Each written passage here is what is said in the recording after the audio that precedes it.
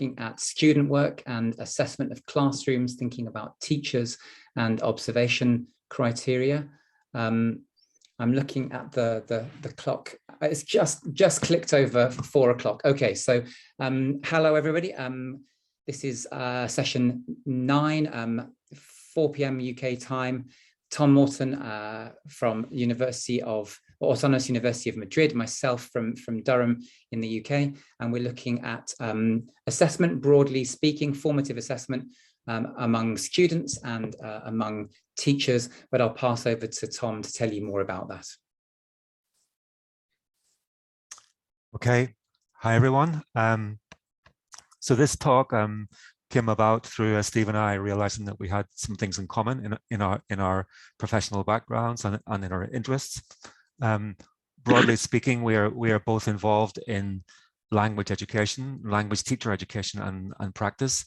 In my context, I work in Spain and I'm involved in bilingual education, especially the approach where content and language are integrated. That is where academic subjects such as history, science, geography, art are taught in primary and secondary schools through English as a medium of instruction. And in Steve's context, he works in English for academic purposes context in a UK higher education context.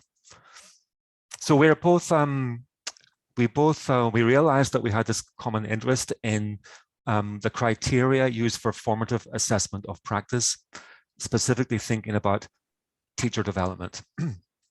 And in my case, working with teachers in the ways in which they assess a student work. So how teachers look at pieces of students' work and they think about the content knowledge that's expressed in that work and the language that's used to express. So they have this kind of combined assessment of content and language. And in Steve's context, he's working with EAP lecturers, EAP teachers who are being observed in their teaching practices and thinking about the criteria that are used to describe practice. So we, from both our contexts, we're interested in the ways in which assessment criteria used to judge performance can enable or constrain our thinking and practices, and hopefully this will become clearer as the talk goes on. And we're using the LCT dimension of specialization to revisit practice, and we hope to show that by using specialization we can open up spaces for thinking, discussion, and practice in both our contexts. In my case, between teachers of disciplinary content and those who teach English, and in Steve's case, between teachers and practitioner managers. Okay, so I'll hand over to Steve now, and he'll take us through the plan for the session. And I should have said, we hope to show you that we are beginning to reach, we think, some new understandings of these thorny and difficult areas in assessed practices. So now let's move to the plan. Okay, so the first thing to say is that we have some interactive things going on. There'll be 2 tasks for you to do during the session. Can you click through, Tom? There'll be 2 tasks for you to do, one around Tom's context, working with student data, and one around my context, working with observation criteria. So very briefly, Tom's going to introduce his context, and then you'll have a go at ranking some student responses, part of the kind of thing that he's doing in his research. And that's going to be with the sort of big picture specialization plane, or he's going to come back to specialization to sort of theorize the kinds of things that are coming out of the research. And we'll then move on to my problem context, EAP, working with teachers. And there'll be a second task then looking at observation criteria. And there we're going to focus down on the epistemic plane within specialization. And then at the end, we'll sort of pull it back together, the shared insights, the shared things that we're getting for our work. And if we keep to time, we hopefully will have some time for some Q&A at the end rather than during things now. So do use the chat if you have questions, put a Q, preface that so that we can find them towards the end. And with that, I'll pass you back to Tom to introduce his work. Thanks, Steve. Okay, So as I mentioned in the introduction, my context and problem is the teaching together of academic content and language in secondary schools. And teachers in that context have a perennial problem. They always talk about the problem of assessment. So do we assess the content only, or do we assess language as well? In this case, English. So do we just assess the science context or content, or do we assess language as well? And when they think about language assessment, they're often concerned about which aspects of language they should assess. In order to deal with this problem, and in my context, we've been working with teachers to introduce the concept of cognitive discourse functions. These combine the kind of verbs that are often used as learning objectives across different subjects. So teachers in science, in history, will ask students to explain, to describe, report, etc. And cognitive discourse functions are a way of bringing together these learning objectives and the language that students use to actually carry them out. So the language that they might use to explain, to describe, or report. So the idea behind this is that by drawing teachers' attention to these functions, they may be able to integrate content and language in more principled ways.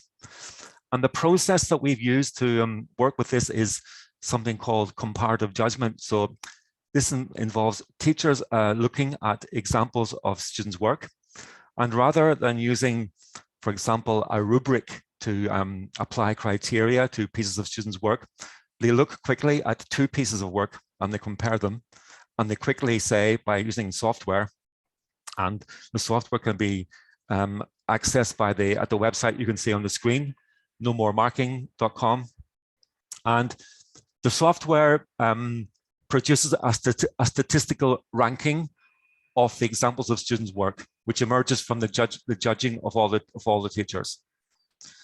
It looks a bit like this. So teachers will see, or anyone who's judging will see two examples of student work, and they quickly click on one, and the one which they decide is the better one. And over many instances of judging, the software statistically produces a ranking of the different pieces of work. To give you an example, and this is something I'm going to ask you to try to kind of get you into the situation. The task you're going to do is to rank your some examples of students' work. So the prompt that a group of secondary students had was to write about how they would use color to make the trees look bigger in this picture. Okay, and the cognitive discourse function here was explore. It was looking at what they could do, what could potentially happen to make the trees look bigger. Okay, so you can see on the screen the little examples of the students' work. So we're going to make some breakout rooms, and so just listen carefully to the instructions. So first, please join your breakout room. Okay, so it's the first thing you need to do is to join the breakout room. Then open the chat in the breakout room and click on the link to Google Slides. In the Google Slides, you will see the seven examples of students' answers. So in your groups, there shouldn't be too many people in the groups, probably 5 or 6. Choose one person who's going to actually drag the examples of student work on the slide to the appropriate number. So for example, if you think that number like E is the best, you should drag E to number 1. So in your groups, please choose one person to do that, one person who'll be the dragger. And try to agree in your groups about which examples you think are better than others, and come up with a ranking at the end. So in your groups, if you are group 1, please go to slide 1. If you are group 2, please go to slide 2 in the Google Slides. Okay. And just one more thing. I think we'll probably have one group that will stay in the main room. So some of you may not be assigned So if you don't get assigned, just stay with us in the main room, and Tom will take you through the activity here. Okay.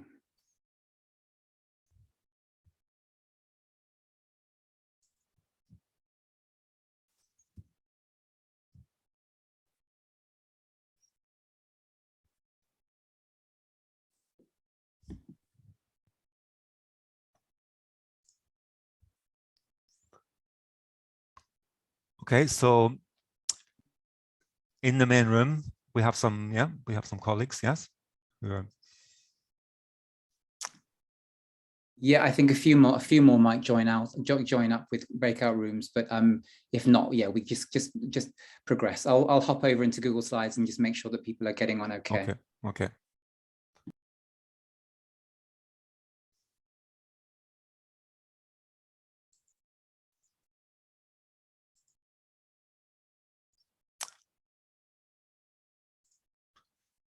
Okay. For those of us who are in the main group at the moment, looking at these examples of... Steve, sorry to interrupt. We can't seem to edit the Google Slides. Ah. If you just change the permissions. How do I do that? If you click on share. Yeah. And then you have to choose the one that says anybody on the internet can edit.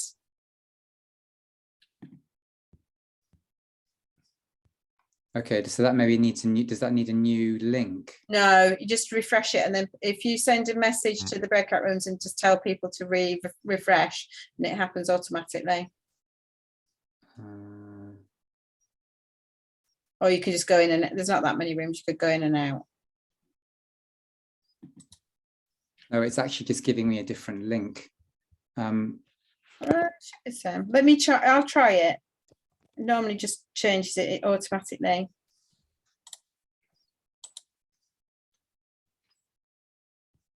It's still view only. So if you click on share, yeah, and it's got, can you see it says anyone on the internet with this link can view, needs to be changed to can edit.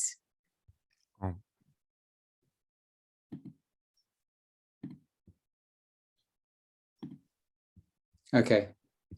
Cool. Right, I can do it now. Brilliant, thank you. Thank you, Jen. Thank you. Thank you, Jen. Thank you, Steve. Okay. The idea on looking at these little examples of students' work is to think about which one would go to number one, for example. Does anyone think that one of the candidates looks like the best one, which would be we could drag to the number one position?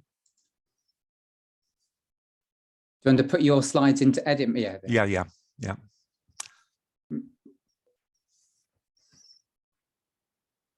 And the idea, when people are doing this in comparative judgment, they don't really have very much time. So the idea is not to have them think about criteria. It's just that it's like almost eyeballing them, saying, okay, which one do you think is the best one? So if anyone watching would like to name a candidate which they think might be the first in the list.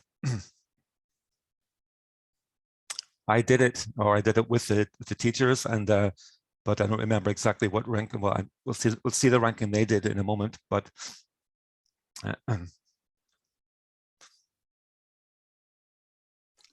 you get us started, Tom? What yeah, would you I'm think? going to opt for, even though I may not reflect what the teachers did, I may opt for, let's say, G.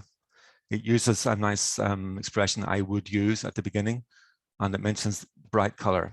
So it may be, not being an expert on art education, it may be that this is more in line with the content, more in line with what an art teacher might think is good. I think for those sorts of reasons, I was thinking. Does anyone have a candidate for which might be number two? Sorry, I think Susie started saying something. Yeah. Sorry, I was just going to say, for similar reasons, I think C would be quite good, would it? Okay, yeah, and it has a kind of similar beginning. Okay, something that Yeah. the student would do something. Yeah. And mentions perspective as well. Sorry, I'm finding it a bit difficult toggling between screens. I've just got my laptop at home, so I'm a bit slow moving. Okay, so we have G and C. What would be a third one, a third candidate? I mean, it looks like the longer ones are getting picked as being possibly the best ones. Would that be something that perhaps would affect teachers thinking about if my students write a bit more about something, maybe they would get a better, they would get a more positive evaluation? Okay, any other choices? What could be the third one then? Nobody wants to vote for any of the shorter ones, which may. It's a kind of grouping, so that just looking at them, there's a group that say the color, right, the tone, and there's a group that are talking about making the actual trees bigger. So, okay. And F and A seem to be similar. So F and A might be close together. I would have thought so, because they're talking about lighter green or lighter tone. I'm not sure they're next, but I think they're kind of together. And these ones, which are quite long, E and B, I wonder, does anyone, are you convinced that these should be at the bottom, even though they are reasonably long?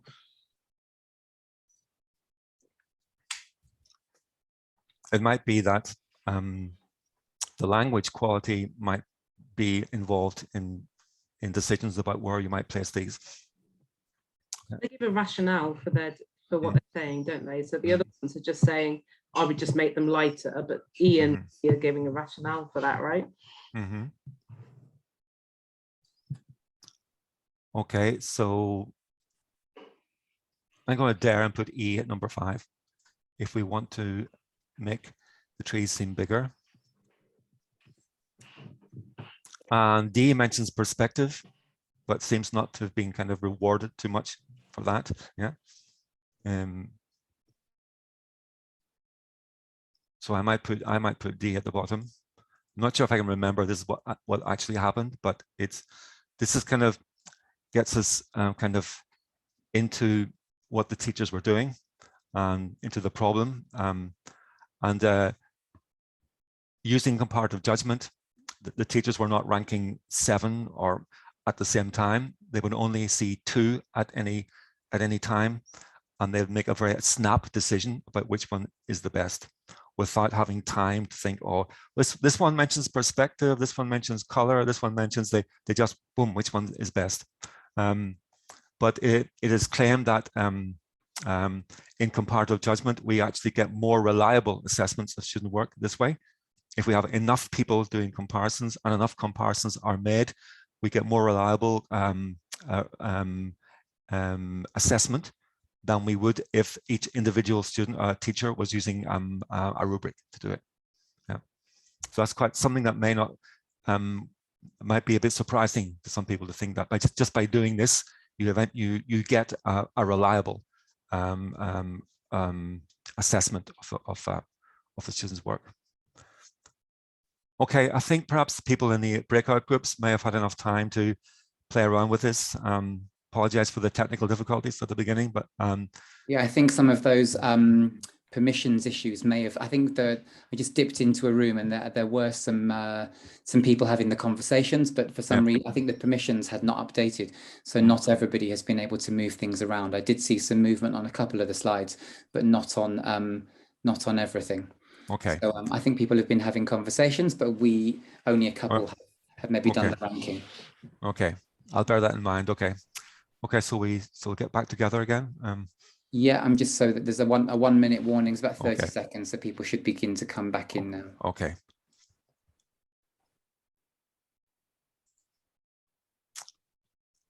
Okay, so people should be coming back into the main room, and I hope that some of you at least had the chance to do some dragging of the examples of students' work, and and to think about the and to have some discussion about which ones you would put at in which order.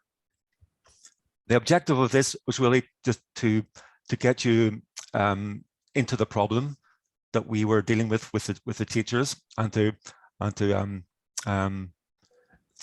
think about the context that we're working with, and to think about a little bit, so that when we talk about specialization, the issues will become clearer. So I'm going to show you the ranking that the teachers in the seminar that we organized actually came up with. Okay, this is how they ranked the examples of student work. And of course, as they were doing comparative judgment, the teachers did not have the time to apply any criteria. They had to think very quickly about which one was better in each pair of examples that they saw. But then afterwards, in the seminar, this is where for us the important part took place, when the teachers had the chance to discuss together. So why do you think? So E looks like it came out on top. E had the best ranking. So what is it about E that makes it better than G, for example? What is it about A, even though it's quite short? What is it about A that makes it better than B? And here, the teachers had the chance to articulate what for them were the basis of achievement in the subject.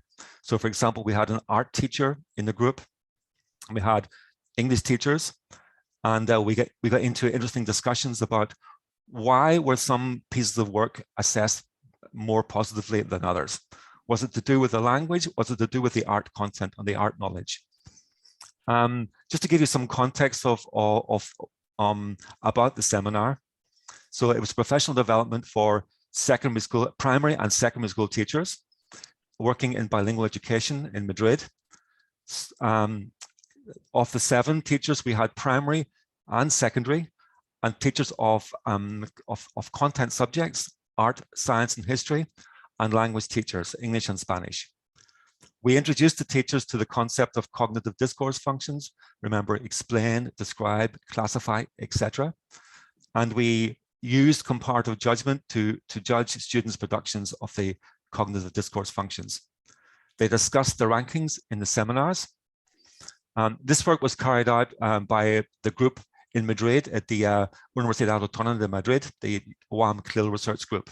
And this specific study, in which we look at the seminar talk, which we recorded and transcribed and coded using text annotation software called Corpus Tool. This work's been carried out by myself and my colleague Nashwa Nashatsove at the Universidad Politécnica in Valencia. So we are using the LCT dimension of specialization to see what insights we can bring to these problems of content and language, of assessment in content and language integration. So we ask, how can specialization make visible the underlying basis of achievement, which these teachers orient to as they assess content and language, and in a way, the students as well. So how do the teachers position students' performance and students in terms of what is to be known, the epistemic relations, and who the students are, the social relations. Just briefly, a brief reminder that the specialization dimension of LCT involves epistemic relations, where there can be a stronger or weaker focus on knowledge. It involves social relations, where there can be a stronger or weaker focus on knowers. And we get 4 codes. We get the knowledge code, in which practices emphasize knowledge and de-emphasize knowers. We have the knower code, in which practices de-emphasize knowledge but emphasize knowers. The elite code, in which both knowledge and knowers are emphasized. And the relativist code, in which neither knowledge nor knowers are emphasized.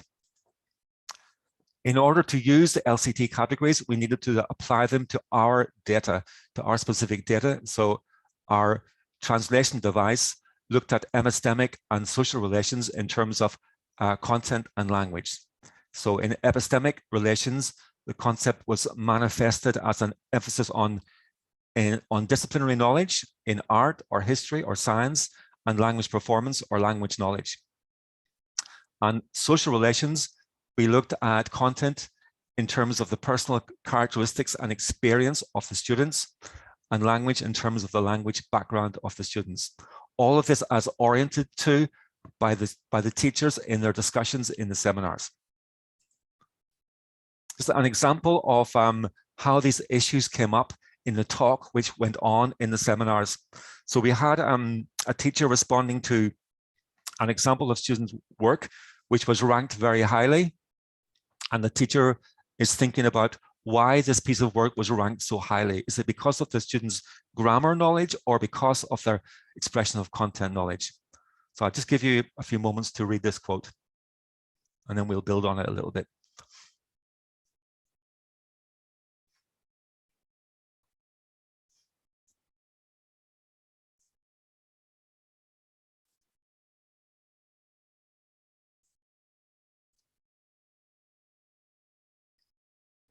So here we see this relationship between content and language, where students who take fewer risks with the language and stick to the grammar that they know, they may be able to write a perfect sentence, but that may have the result of kind of tricking the teachers into thinking that this student actually knows more about the content than they actually do. So we have these, there are ways in which, and this is something that Nashwa and I are talking about as we analyze these data. We can see that the way that this content and language relationship plays out can be consequential for the students in terms of their learning opportunities.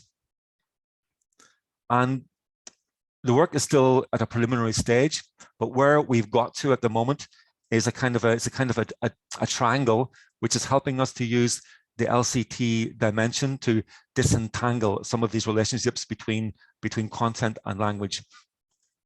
So we can think about when social relations are emphasized, this relates to a focus on language form, so things like spelling and grammar. So when the language background of the students is involved here, for example, if the student is writing in Spanish and the student is a native speaker of Spanish, writing complex sentences with correct grammar is downplayed for them. Thinking about the relationship between a strong emphasis on ER in terms of language form, this relates to what we saw in the quote on the previous slide, that the teachers may be deceived by good language performance into thinking that the students know more than they actually do. In the talk, in the seminars, there's relatively little evidence of epistemic relations in terms of language being expressed in terms of functions, in terms of disciplinary language. And that is one of the reasons why we are introducing teachers to this idea of cognitive discourse functions. So they move their assessment of language more towards the content areas. And of course, in terms of the content quality, we have examples of students being rewarded in the assessment for things which they bring, attributes which they bring, creativity, reflection, critical thinking, and giving their own opinions. So where we've got to is this kind of triangle shows that how using the specialization dimension of LCT is helping us to make visible some things which were can be kind of hidden and not so easy to see, and it's helping us to disentangle some of these relationships between content and language assessment and the role of the knower in the assessment in our bilingual education content. Okay, so I'll now hand over to Steve, and Steve will talk about his context and his problem.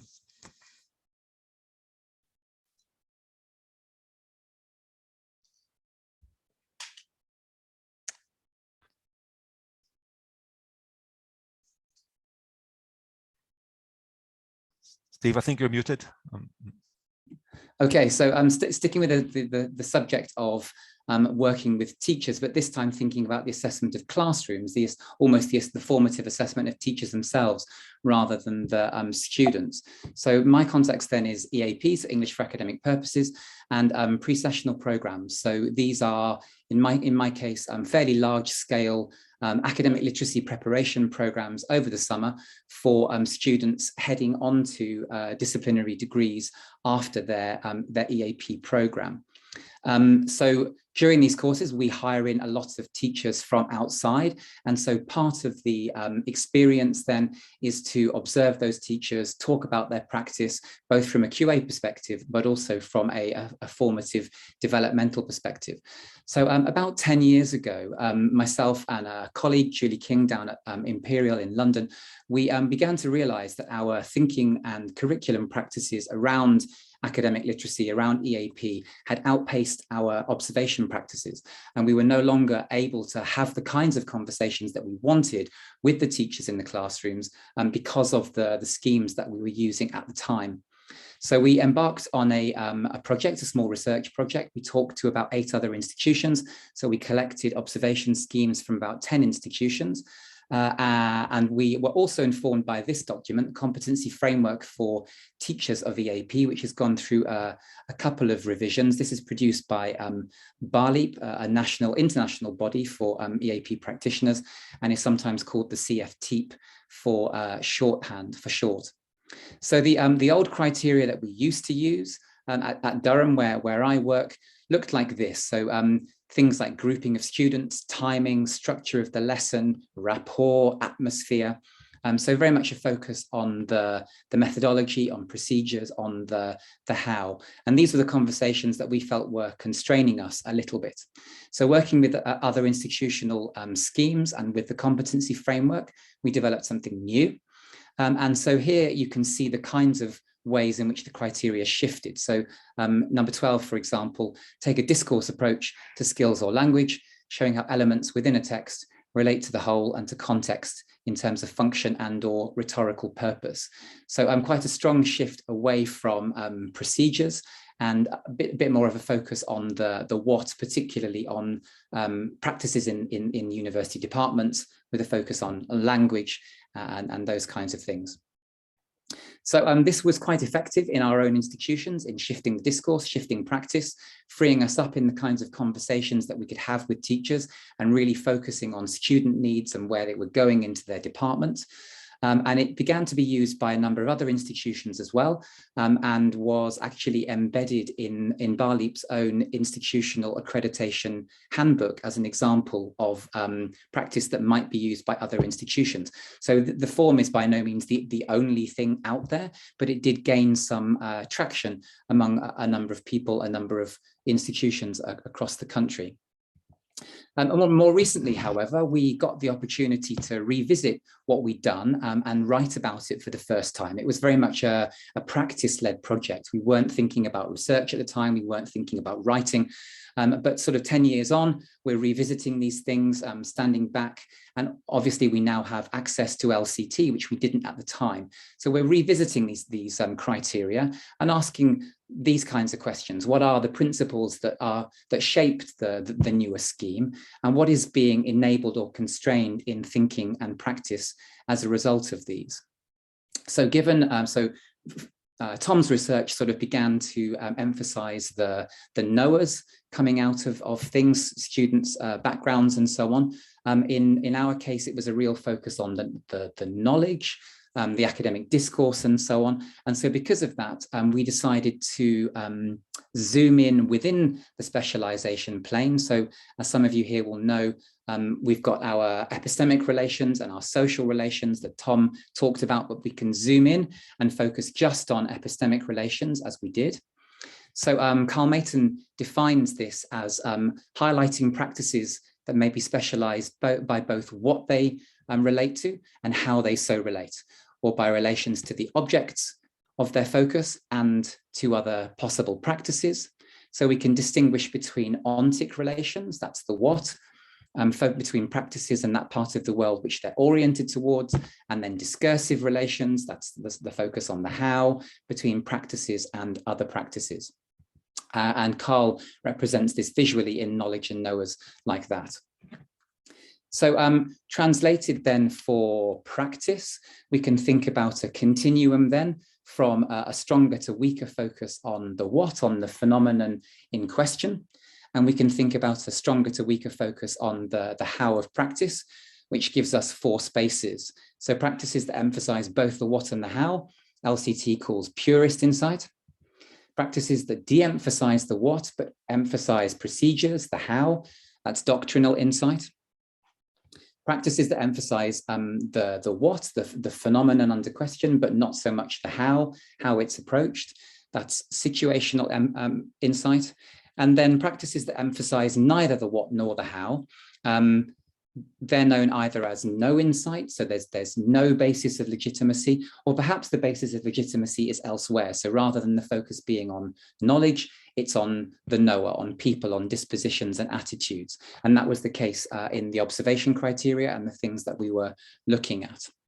So enacted and recontextualized specifically for a teaching observation criteria context, we've then got stronger or weaker relations to disciplinary discourses, to knowledge practices. So remember, the EAP students are sort of cocooned in this summer program. They're going on to departments, going on to disciplines, and hopefully they're learning about those things in those disciplines. So this is about how strongly does the curriculum and the teaching practice connect to the things that they're going on to do in their departments. And then the how we've translated in terms of teaching approaches. So a more bounded sense towards the right, more fixed teaching approaches, towards sort of more open, less designated procedures for making this work in the classrooms. That gives us the same 4 spaces. Purist insight then is where the observation criterion emphasizes both the university discourse and practice, but also how to approach it. Procedural insight de-emphasizes the what of the practice, but focuses more on classroom procedures, classroom practices. Situational insight emphasizes the what, so the discourse, the university practices, but less so how the teacher might approach those in the classroom. And then we didn't have any examples of no insight, so the bottom quadrant then, NOAA insight is about criteria that emphasize teachers, learners, or learning rather than those university discourses and practices. So what we did then was we went back to our observation criteria and sort of coded each of the individual criteria, placed them on the plane, and came up with some very, very tentative interpretations. We did that for the old criteria and really saw a difference in the way that the criteria facilitate and enable different kinds of conversations through the sort of practices that they emphasize. So that's a whirlwind tour, but hopefully that's enough to enable you to do something. So we had a bit of a technical hitch the last time, but hopefully this time things will go well. I'm going to put the Google slide, the same Google slide link for you again in the chat. If you're using the same page as last time, you might need to refresh it just to make sure that you have editing rights and that you can play around with the page. So what you'll see is a page like we have down here on the right-hand side with the different criteria. And hopefully in your groups, you should be able to drag and drop those criteria into different parts of the plane. If you need to, the very last slide of the Google slide deck, right at the bottom, I think it's slide 21, is the annotated plane. If you need to go back and remind yourselves of what each of the quadrants represents, you can do that on slide 21. But as before, group 1 will be slide 1, group 2 will be slide 2, and so on. So let me just see, breakout rooms. So how many of us are there still? I think we'll do about 6 groups.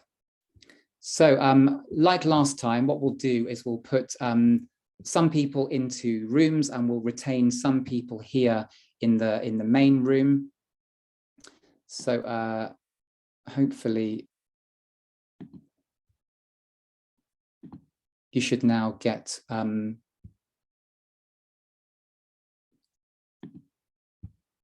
prompt to join the rooms.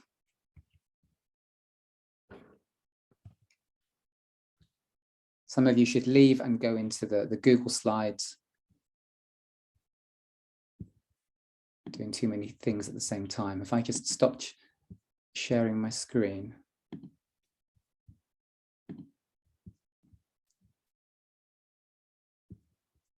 Okay, so I'm hoping maybe Tom, you could hop across into the Google Slides and just make sure that people are there and hopefully able to move things and have a bit of a chat.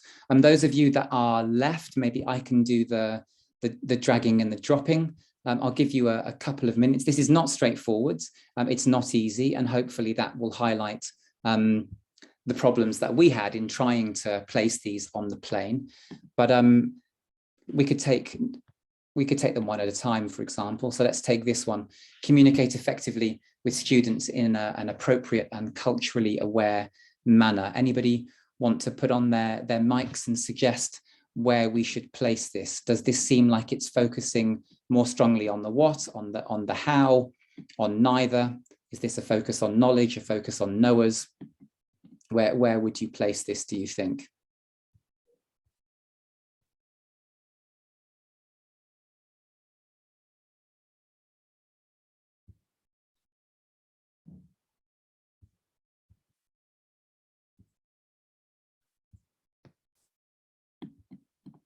Anybody willing to be brave and suggest something?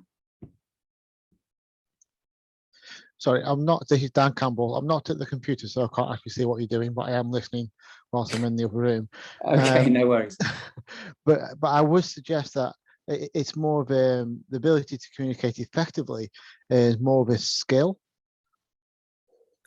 But then Yes, that cultural awareness, it might be part of a different dimension, so it might come across 2 dimensions. Well, yeah, I mean, of course, we can take each of the LCT dimensions and revisit the same phenomena through different lenses. I think that's a really good point.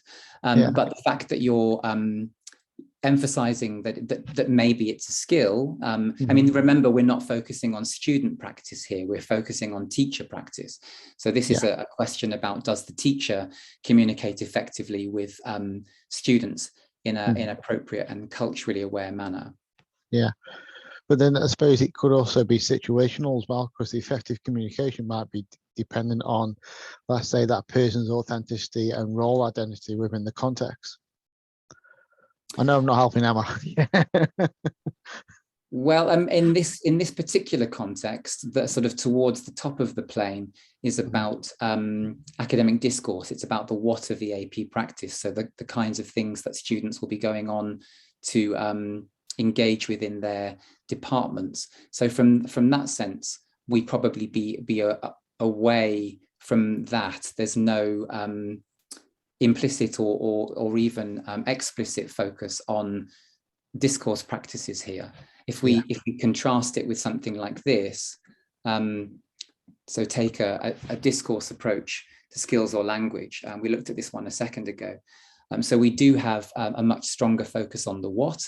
So we would probably push this one towards the top of the plane, and then arguably we might shift that also towards the right, taking a discourse approach, showing how elements within a text relate to the whole and to the context. So there's something of a focus, I think, both on the what, but also on the how. Yeah, whereas perhaps we could contrast it with something that's quite different. So number 2 here, for example, recognize individual needs and roles within the class in response to learners' current goals. That's clearly much more of a focus on the knower and about sort of individuals and so on.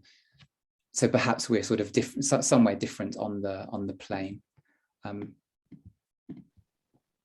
We've got one like this that seems to focus a little bit more on the what of practice.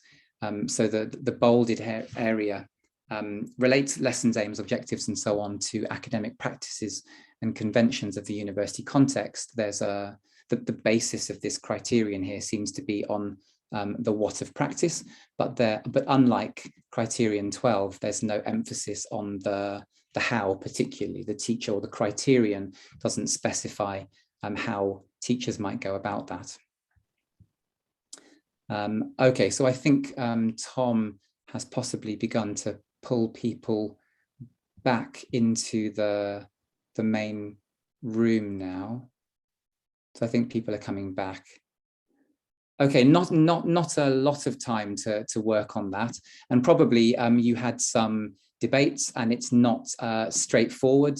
And those of you who are familiar with the notions of focus and basis, there's a focus and basis thing going on here. So criterion 14, for example, appears to focus on the how, relate lesson aims and objectives to the academic practices. But what we decided was that the academic practices were the basis. That was the main focus. That's what's been bolded in this criterion.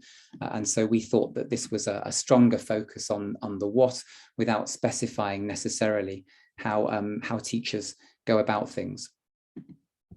Okay, so that's we spent quite a lot of time doing these things. These criteria are not in the right place, by the way. We've just been moving these around the plane and having a bit of a chat. We took this to the LCT UK group. We've taken this to a number of people in terms of how they thought they would code it. It's not been straightforward at all, but I think, and maybe you got a sense of that as you were doing it yourselves. So we thought that 4 of the criteria that you worked with fairly clearly distributed themselves across the full plane, and that was interesting to us, that actually there were criteria that emphasized each of the 4 insights. Some of them, however, seem to straddle the plane. So this one, employ a classroom approach and teaching methods appropriate to lesson aims, learner needs, and the EAP context, seems to be one that talks about the what, in a sense. It orients to the what of EAP, so learner needs, the EAP context, but there's also then that focus on the knower as well. And we thought that this is probably a criterion that, in a sense, kind of licenses the practitioner to move across the plane. This is almost an epistemic plane touring criterion of sorts. This one was one that we had a lot of debate about, and you didn't have much time, but perhaps you did something similar. We realized that actually in this criterion, we've collapsed together 2 different things. So critical thinking, if we're thinking about academic critical thinking in terms of engagement with knowledge, engagement with texts and so on, that's more towards the top, a stronger focus on the academic phenomenon. Whereas if we're thinking about self-reflective critical thinking, so perhaps more introspective, that's thinking more about attitudes, dispositions, ways of practicing and so on. And that's probably more like knower insight. And that sort of reminded us of the importance of working with observation criteria with teachers in inductions, in CPD sessions and so on, making sure that the interpretation of the criteria is clear. And perhaps that's one that we might disambiguate if we were to go back and do this again.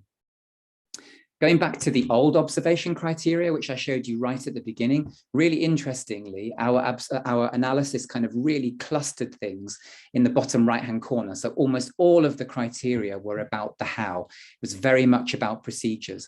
No focus on academic discourse, no orientation to the university, no explicit mention of what students were going on to do.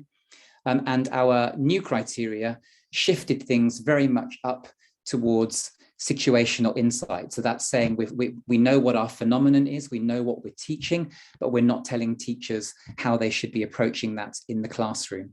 The red criteria here are our tentative placement of the criteria that you had a go at engaging with.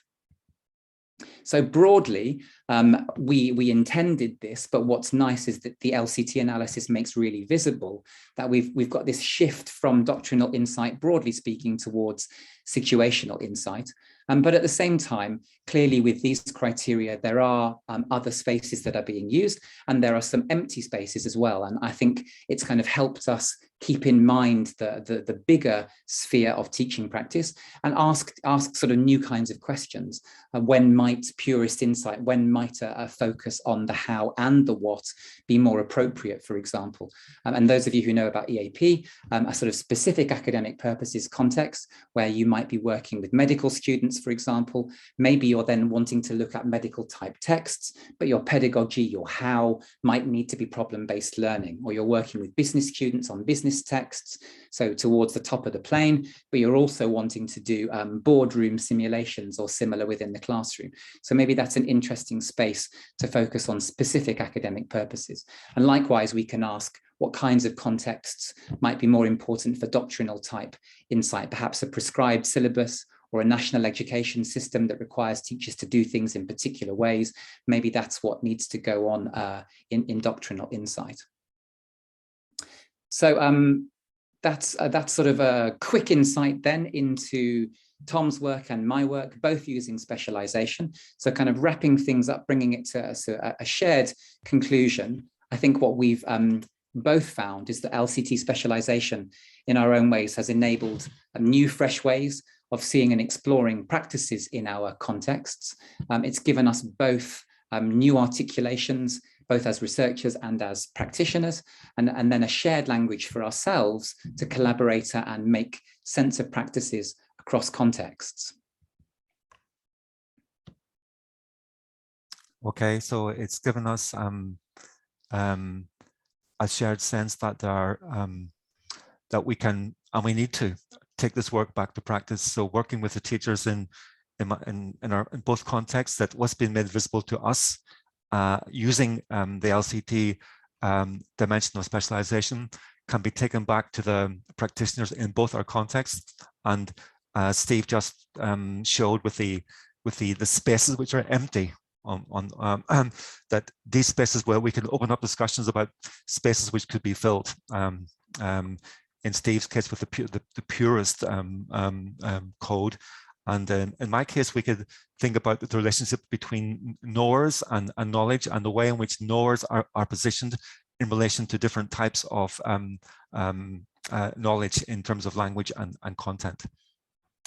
So the road ahead, going back to the idea of criteria and the idea of judgment, what criteria are used to judge different performances. We can work with teachers in my context to clarify criteria for integrating content and language assessment. And Steve's work could further be developed to explore pedagogic practices across the epistemic plane. So the big challenge, of course, and I think this is something all of us who are educators working in a practice space with LCT, the big thing is recontextualization. And Karen Wolf, I don't know whether she's here or still here. She's a big inspiration for what I did in my work. And she's a good example, a perfect example, the only example perhaps of somebody who's taken the epistemic plane, for example, and really worked with practitioners in a practice space with those particular LCT concepts. But that's the work that needs to be done, recontextualizing these concepts, making them accessible. In Tom's case, working with teachers back in practice, separating language and content. And for me, it's about seeing how those four spaces of the epistemic plane might enable different kinds of conversations with teachers about their classroom practices. So our shared conclusion, final word, as has been the buzz on Twitter and the buzz in the emails from Carl Mayton, is that LCT is awesome. It's enabled Tom and I to get together. It's enabled us to think about classroom practices and criteria in different ways. And it's given us a sense in which the road ahead might be a very productive way, a productive one in terms of taking these things back into practice with respective teachers that we work with. So with that, I will stop sharing. We have 5, 6, 7 minutes left to just take any comments or questions that came up. I did see before we started that Reda had a question. Are you still with us, Reda? I don't think she is, in which case maybe we will skip over that question. Does anybody want to comment? Does anybody want to come in and ask about use of specialization, working with teachers, specialization plane more broadly, epistemic plane more broadly, anything that kind of resonated with you or that you'd like to ask?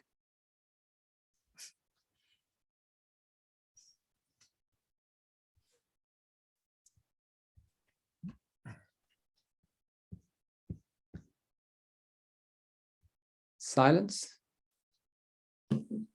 Just that I thought it was excellent, Steve. I loved the drag and drop. I wasn't very good at it, but I loved it.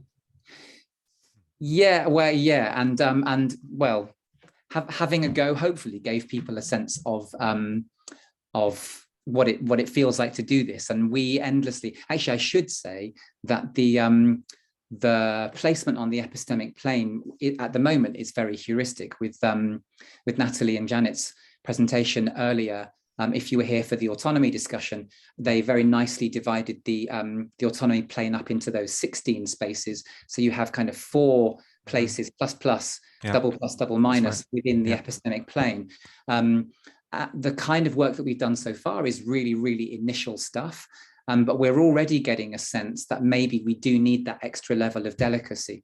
And as we had the conversation within LCT UK, we did feel that it was more or less Noah and sort of more or less situational. And we did begin to place things within each quadrant and really use the plane, the full extent of the plane.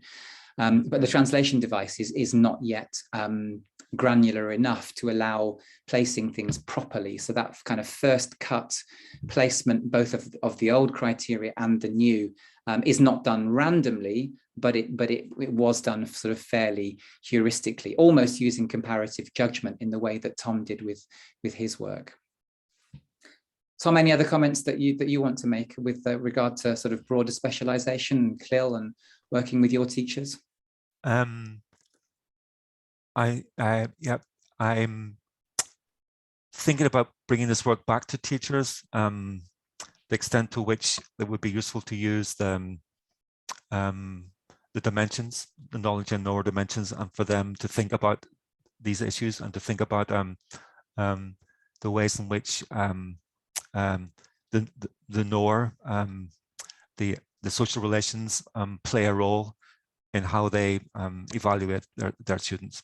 So yes, and I think it's a kind of this visual, this the idea of these empty spaces, which you have in your work, Steve, and maybe there are empty spaces as well that we could consider with teachers. In terms of certain types of language knowledge, in my case, perhaps the kind of knowledge of language having communicative function in terms of expressing disciplinary content is something that is kind of missing.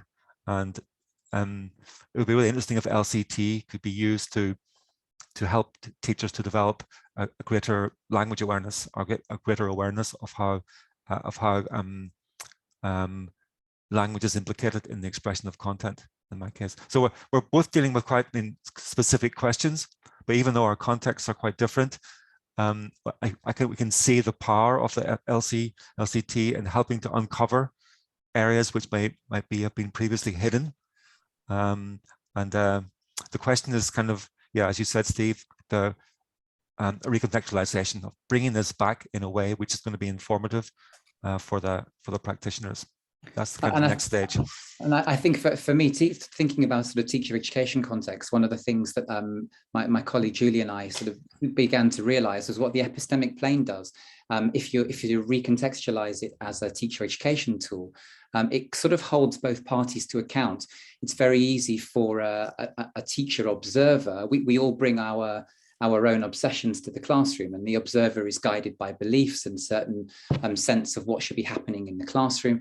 And so in that post-observation discussion where you're talking with the teacher, it could be, you could very easily head down a rabbit hole according to the observer's own interests. And if you use the epistemic plane as a mediator, it sort of frees that up, because the observer could take you down into doctrinal insight. I didn't like the way that you used the boards, and let's talk about that, and let's talk about the way that you rearrange the furniture and so on. And then it sort of gives the teacher perhaps some power to say, okay, could we perhaps talk about this stuff as well? What about what I was actually teaching? And the epistemic plane is a nice way of keeping those four spaces in view and reminding both observer and teacher that perhaps the conversation, not just the teaching practices, but the post-observation conversation could shift across the quadrant to consider different spaces and different ways of practicing and so on. So in terms of agency, it might be kind of a really useful tool to explore. Okay, I think we're pretty much at time there. We're going to, the clock's going to tick over to 5 o'clock. So we should stop this conversation and then Joe and Natalie should be coming in just about now for our next session. So this is a shift in tone, a shift in pace. The